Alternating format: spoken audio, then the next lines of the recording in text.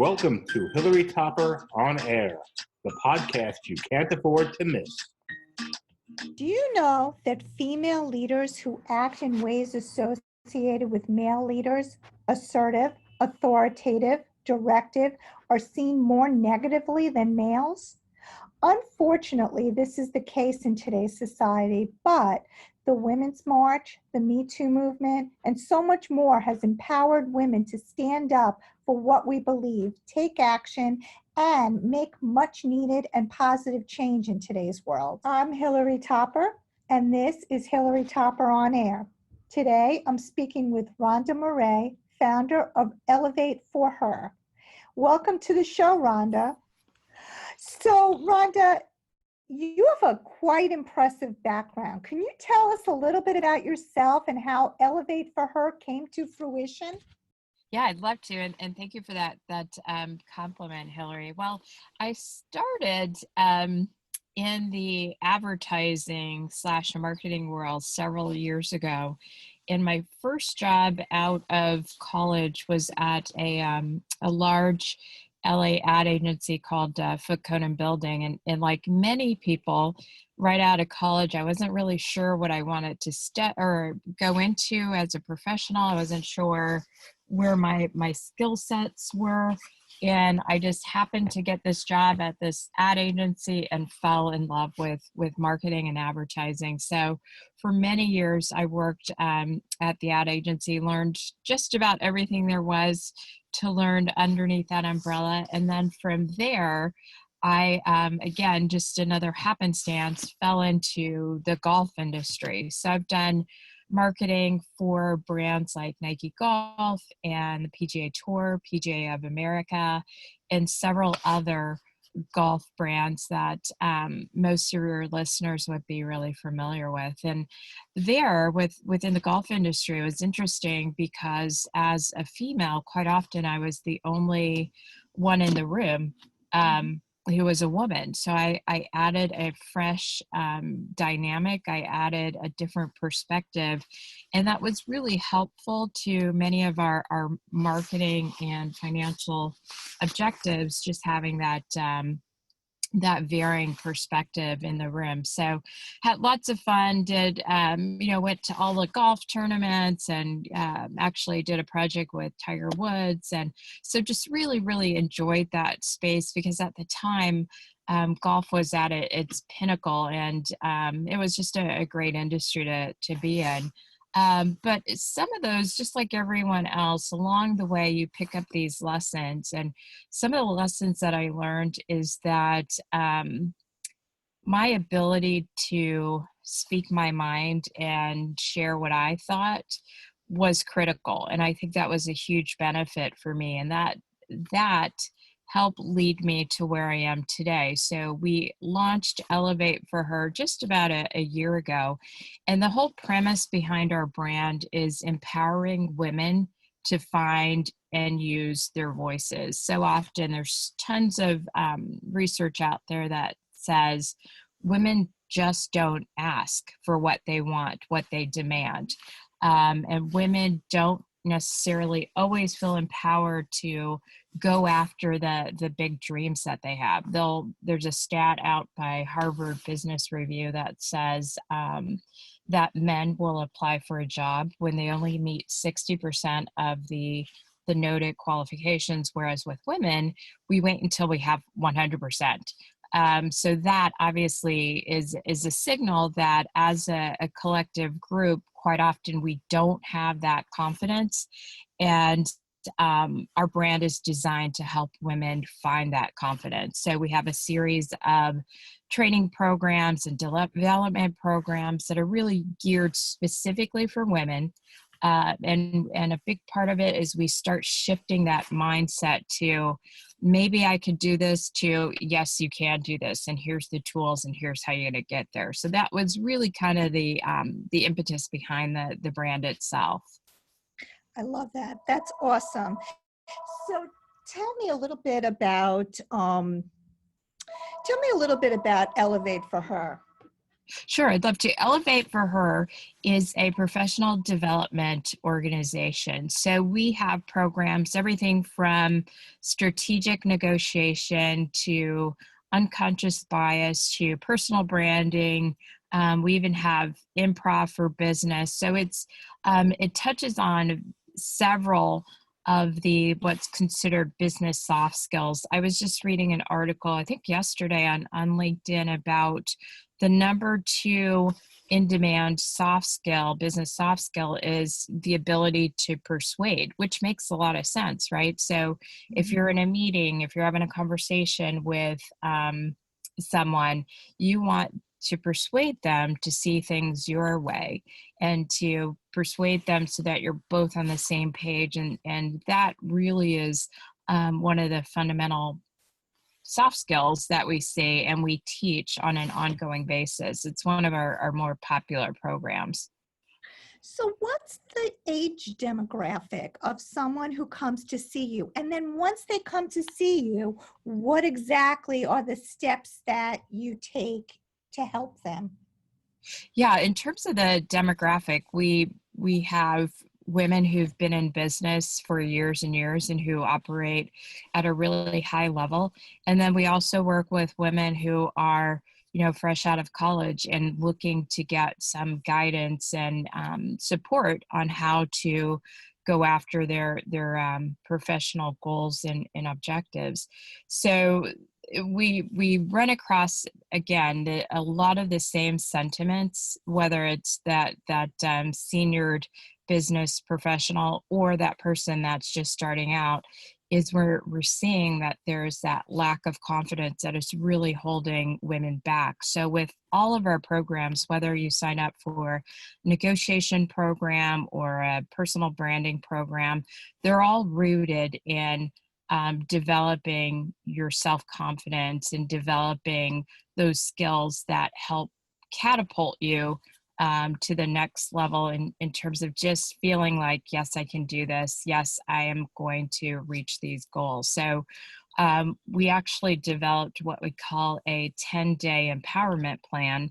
And in that plan, we start from the very beginning. We start with, okay, let's develop a personal mantra. So you have something that you can hold on to and guide you, because obviously anything worth doing takes work, and it takes consistent practice and so forth. So we help women identify what's your personal mantra, and then we go to the next step. Okay, each day you're going to pick something that scares you. So Eleanor Roosevelt famously said years ago that each day you should pick just one thing that scares you. So we have our students pick that one thing. It might be something like if they've always wanted to do improv, take an improv class. If they've always wanted to have a mentor, find someone and ask them to be their mentor. If you want to get a raise, then okay, that's really going to scare you quite often. So put that on your list, and each day you pick something that scares you. And then as you start developing that skill, you'll see that you're no longer held back by some of those fears. I know personally, I do this practice in my personal life and on the professional side as well, where I'll pick someone and I'll say, okay, I really want to meet the CEO of XYZ organization. And I put the wheels in motion to do that. And mind you, you're not always going to get yes. And I think that's part of the fear, is that fear of being rejected. But as you develop and grow these skills, that rejection doesn't sting as much, because you also, along the way, you pick up those wins and you reach your goals, and you realize, okay, those rejections are just part of the overall program. I'm going to expect to get rejected, but I'm also going to expect to win. So those are really fundamental things. And again, we could teach so many different strategies and tactics and techniques that you can use in the workplace.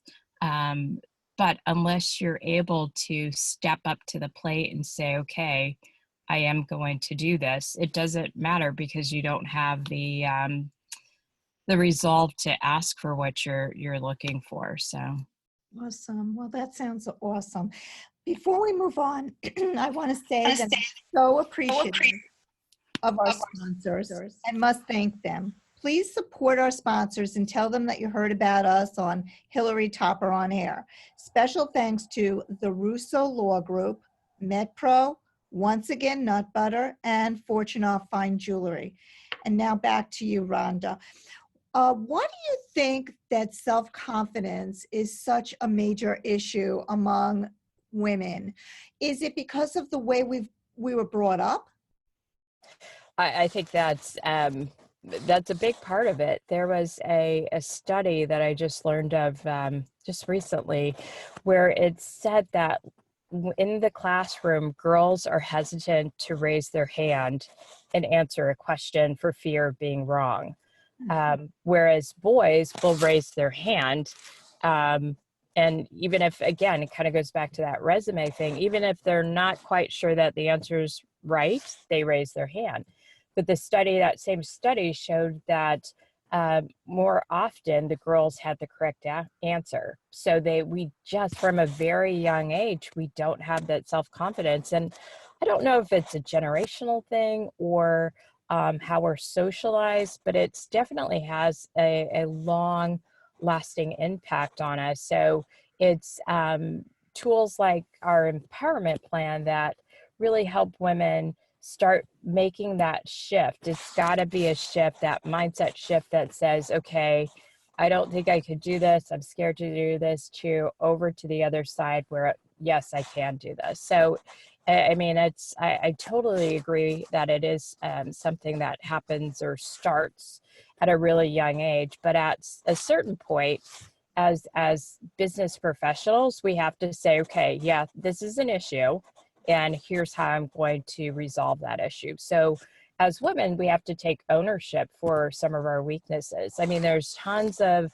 stats out there that show we get paid 80 cents to the dollar, that we're only represented, I think it's 5% of CEOs in Fortune 500 companies are women. And we could read all these stats and join various groups that say, hey, there's disparity in the workplace. We know that. It's very obvious, but we need to take some ownership for it. So really going beyond just that awareness and recognizing it to, okay, what can I do to reverse this tide? What can I personally own to say, okay, when my opportunity comes up, I'm going to be ready. So let's just say there's an opportunity that opens up within your workplace and you only meet 80% of the qualifications. Are you just going to assume, no, I'm not going to apply for it?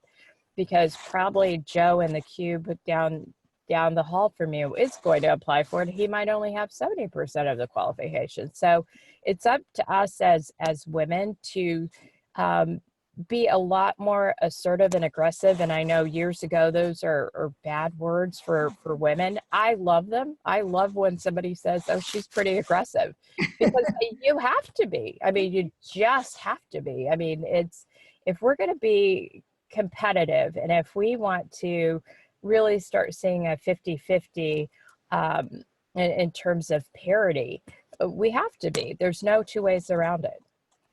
Now, where are you actually located, and do you work virtually? Oh, yeah, we definitely do. So we've got our headquarters is where I live. I live in Del Mar, California. But our subject matter experts, we've got a subject matter expert for negotiations who teaches up at Stanford Law. We've got our diversity and inclusion officer. She's actually was Harvard's first diversity and inclusion officer. She is in New York. And we've got our improv experts up in LA. So we're across the country and we do work across the country. So there's no boundaries in terms of how we do our programming. So some of our offerings are online. So a webinar or virtual coaching and consulting, and then other programs we do on site. So we'll fly into an organization and conduct the programming within their offices. So it really depends on what the need is and what the objectives are. It's awesome. And what do you think the one thing that's holding women back? What do you think that greatest thing is? I totally believe it's just coming back to that sense of self-confidence and feeling like that we're not quite qualified. And again, the research shows that organizations that have diversity and more women within their leadership, they just perform better. Financially, they perform better. It's study after study after study. So I think we kind of need to get over ourselves and realize that, hey, you know, there's no reason why I can't compete. There's no reason why I can't get the same salary or more than my male counterparts. So once we start realizing that and again, start really claiming our value, claiming our voices, that's the major thing that if you look at a collection or a body of research and studies, that's our weakness right now. Now, switching gears a little bit, as a business owner, and you're a pretty relatively new business owner, I always love to hear advice from other entrepreneurs. If you had one piece of advice to give someone starting a business, what would that be? The one piece of advice, and I've owned Elevate for Her for a year, but prior to that, I owned marketing firms. So I've owned a business for many years, but it's the same thing for someone who's just starting out to someone who's been in business for several years. It's just being able to be resilient, because there are so many ups and downs and ebbs and flows when you're getting started, and just having a strong conviction that, yes, I can make this work. The other thing, and this is always one that you hear cited, is that if you don't have just this incredible passion for what you're trying to build, it's not going to work. Because I know for me personally with Elevate for Her, it's a passion, because a lot of what I've gone through personally and I've seen from other women in my circle is that we have to work harder, we have to work smarter, and we have to be stronger in the marketplace to prove our worth. But once we do, I mean, the world becomes our oyster. And with Elevate for Her, I've found that this is just a good way for me to give back. I mean, yes, I'm a businesswoman, and being profitable is an objective, but as I get older, it's part of my objective is leaving a legacy and feeling like, yeah, I contributed in a really purposeful way. So working in the golf industry, again, it was great, but me selling golf clubs or selling golf vacations or golf lessons doesn't necessarily give me that sense of or purpose and satisfaction of where, when I find out one of our students got a 51% increase on her pay for a project, that's powerful. Yep. Not only did she get the increase, but just her sense of value and how she looks at the world from an elevated perspective. That's powerful stuff, and that's satisfying for me as a business owner. I love this. This is fantastic what you're doing. Really fantastic. So tell people how they can get in touch with you and learn more about Elevate for Her. Yes, I would love if they could visit our website, which is elevateforher.com. And then if you like to shoot me an email, love to hear from you. It's info@elevateforher.com. And I'd love to share with your listeners, Hilary, our 10-day empowerment plan. If we could, if there's interest in receiving that, it's 100% free. We're offering it to your listeners. So I'd love to get that piece out so women can start down that path of developing that self-confidence that is just desperately needed in the workplace. Just tell us quickly a little bit more about that, because that sounds awesome. Yes, it's a 10-day empowerment plan. And with it, you go through the program, you establish things like your personal mantra. So what is it that you're going to develop so that when you start finding yourself with the negative talk, you can counteract that with something positive. So my personal mantra is today the same thing that it was, say, 10, 15 years ago, which is carpe diem. So seize the day. I approach each day as, hey, this is a new opportunity. So when I start having negative talk during the day, or if something doesn't go quite right, just in my head, I go back to carpe diem. Okay, let's keep going. Let's forge ahead. So the plan discusses how you can develop your personal mantra and what some samples are and so forth. Wow. And then the plan also provides a 10-day challenge. So again, that's where you pick one thing that scares you each and every day. You jot down what that is. And then at the end of the day, you say, I completed it or I didn't complete it. And then lastly, there's some great inspirational points within the plan. So there's quotes from Michelle Obama, Billie Jean King. There's song quotes. So it's really, because at the end of the day, sometimes we just need that little kick in the rear to help inspire us and to keep moving forward, keep putting one foot in front of the other. Wow, you are amazing, Rhonda. Thank you so much. No, thank you, Hilary. This has been great. I enjoyed sharing Elevate for her, because I think it will make a big impact on several of your listeners' lives. Absolutely. And that's elevateforher.com. I want to thank you, Rhonda, for being on the show. And I also want to thank our sponsors, the Russo Law Group, MetPro, once again, Nut Butter, and Fortunoff Fine Jewelry. And last but not least, I want to thank you, our listeners, for tuning in. If you want more information on this show or any other show, visit our new website, hilarytopperonair.com, or you can find us on Spotify, iTunes, Google Play, SoundCloud, you name it, we're out there. Have a great week, and we'll see you next time.